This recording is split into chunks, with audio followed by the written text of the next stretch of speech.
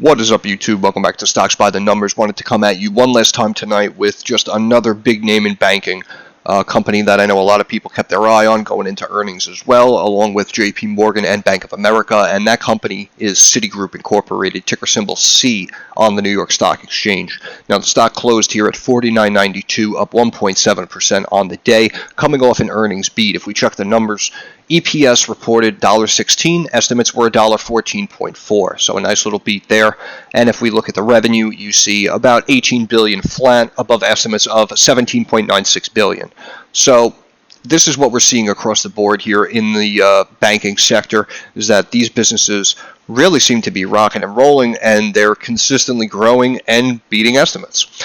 And if we come down here and look at some of our fundamentals, we have a market cap of about $95 billion. The company is yielding now 4.16% dividend to shareholders. Now, usually you see the big rise in yields due to sell-offs in share price. And if we pull up even a one-year chart, you can see that this company was trading almost $70 a share, drops down to about 40 and is now sitting here a little bit below 50. So that's like a 40% sell-off, and now we're in the rebound phase. And we have a nice PE of 6.7, making this very attractive on the fundamental side. The EPS, does seem to be pulling back even on the estimates for the last couple of quarters. However, they have come in above estimates. So it is what it is. And if we switch over here quarterly, we can see you see some drops and some slight bounces here in their profit margin, going down to about 16.5%, back up to about 19.20. Now last quarter down to about 12.25%. But the revenue has been growing handsomely, going from 19.1 billion here to 21.5, 23.5, and 28.25 billion. Now again, last quarter, here it is, they came in with 18 billion in revenue. So if we add these numbers up, we have what's this, like 55, and then that is going to be about 83, 93, 91. So this company's coming in, about 90 billion and change, and as we see here, just like we saw with Bank of America, one of the more better years that this company has posted since, again, going back to the 2018-2019 period, which, as we see, was very nice for banking. So this company, just like Bank of America and potentially JP Morgan, may have another leg up here in the near future.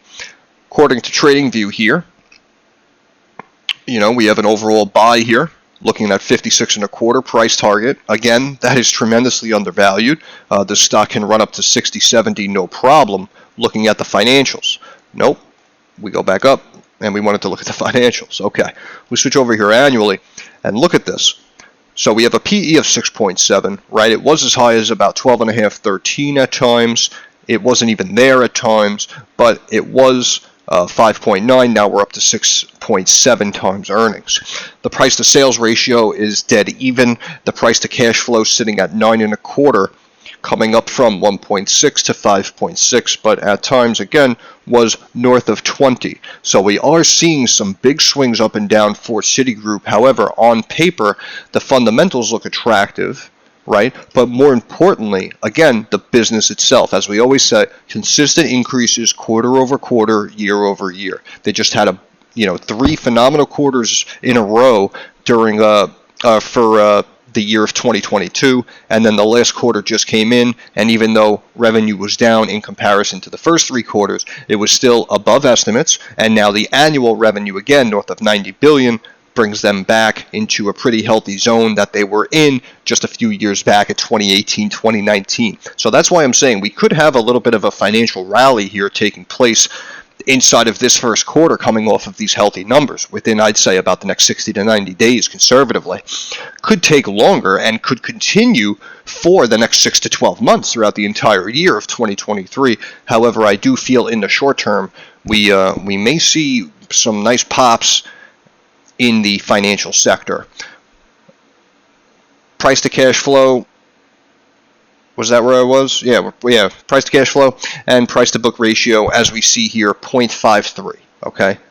This is even more attractive than what we saw with Bank of America, with only 1 year trading in line with its book value.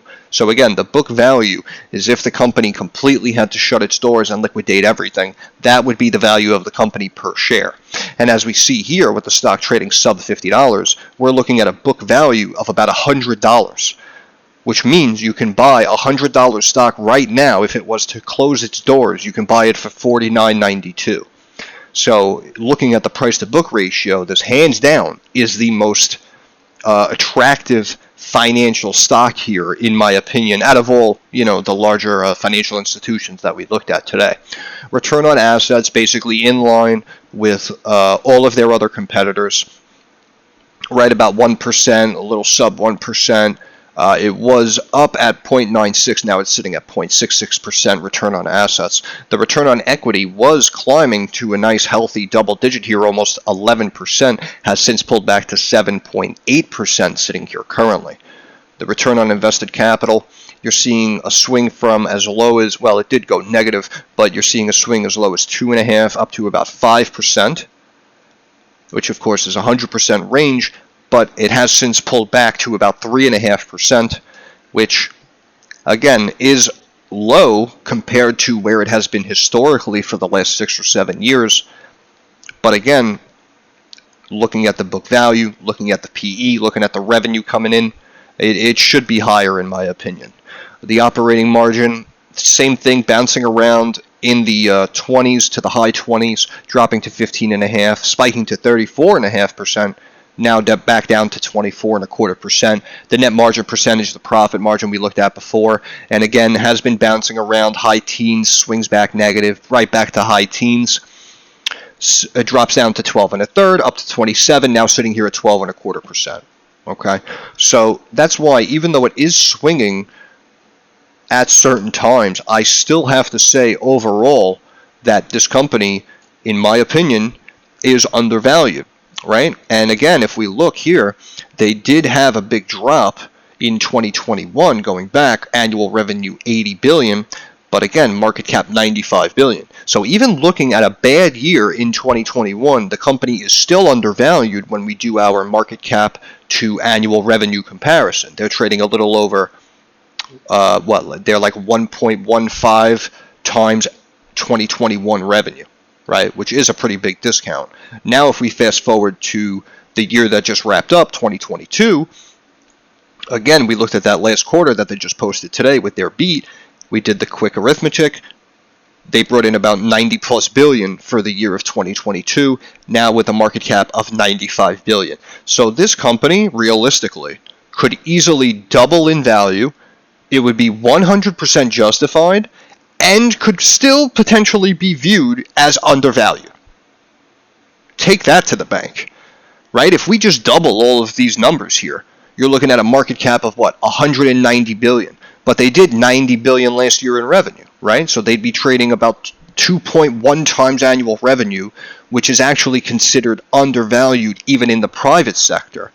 Obviously, the yield would be adjusted because it does look like a much higher yield when compared to its competitors. JP Morgan, Bank of America, 2.5, maybe 2.6 respectively, I don't recall, but it was about that yield range, right? And because this stock, it seems, has been pulling back and staying down more than its competitors, it just makes it that much more attractive. The PE can easily double and jump up to 13.5. That would not be an issue.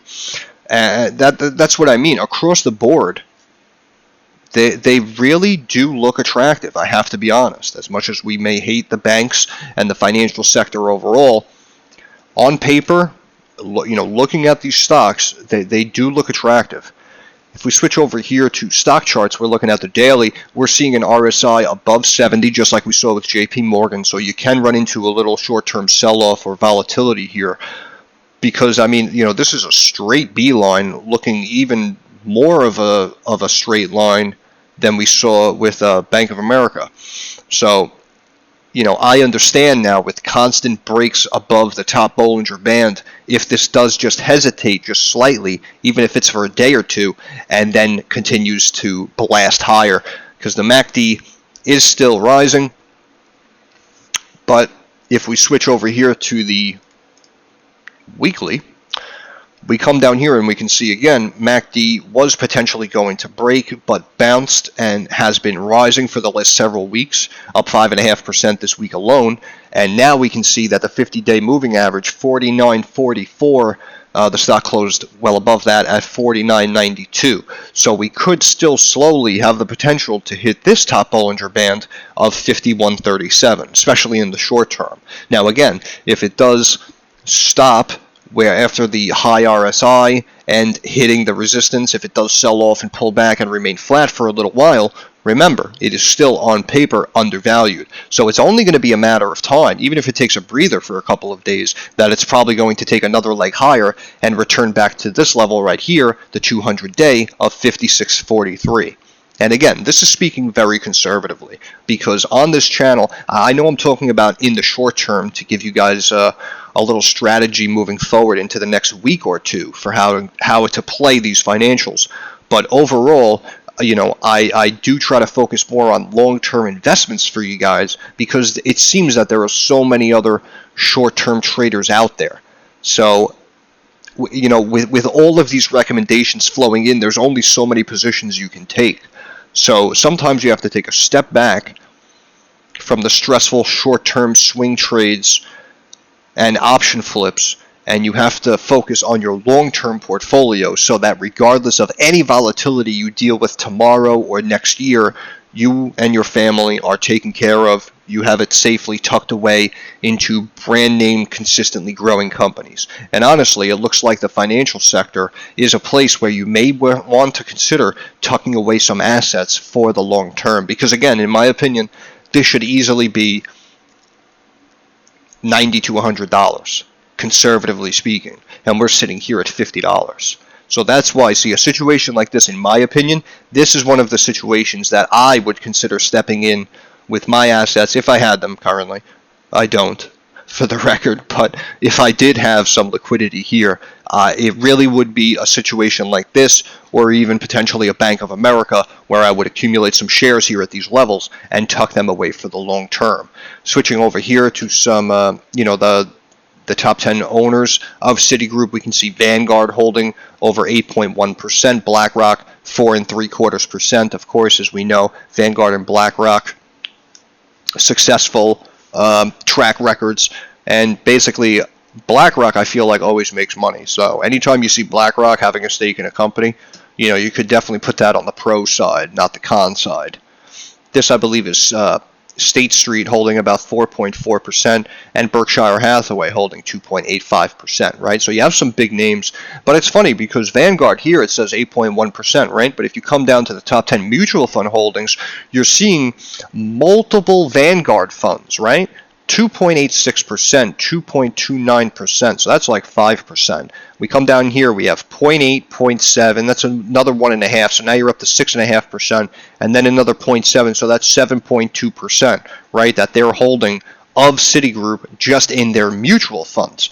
Plus the Vanguard Group themselves is holding over 8%. So Vanguard overall has a 15+% stake in Citigroup. And of course BlackRock as well. So the two of them are holding about 20% of this company right now. But I do have to say, I might agree with them, and I feel that they may be on the right track, because Citigroup may actually be the most attractive of the banking stocks right now. But I'm going to leave it there. So once again, this is Stocks by the Numbers. I want to thank you guys for stopping by. If you have any questions, comments, or concerns, drop them down in the comments section. I'm usually very quick to reply. Just like everyone on YouTube says, if you like the video, give it a thumbs up. Helps out the algorithm, helps me grow my channel. And if you appreciate the videos I'm putting out, please push the subscribe button. I love watching the community grow, seeing the conversation develop in the comments section. It just really makes me appreciative of you guys, and it makes it feel that much more worthwhile. So I do appreciate you guys coming around. And again, moving forward, like I always say, I understand markets are rocky, they're volatile, and they're uncertain. So I wish everyone success. I hope everyone makes a couple of dollars, and I'll see you guys in the next video. Take care.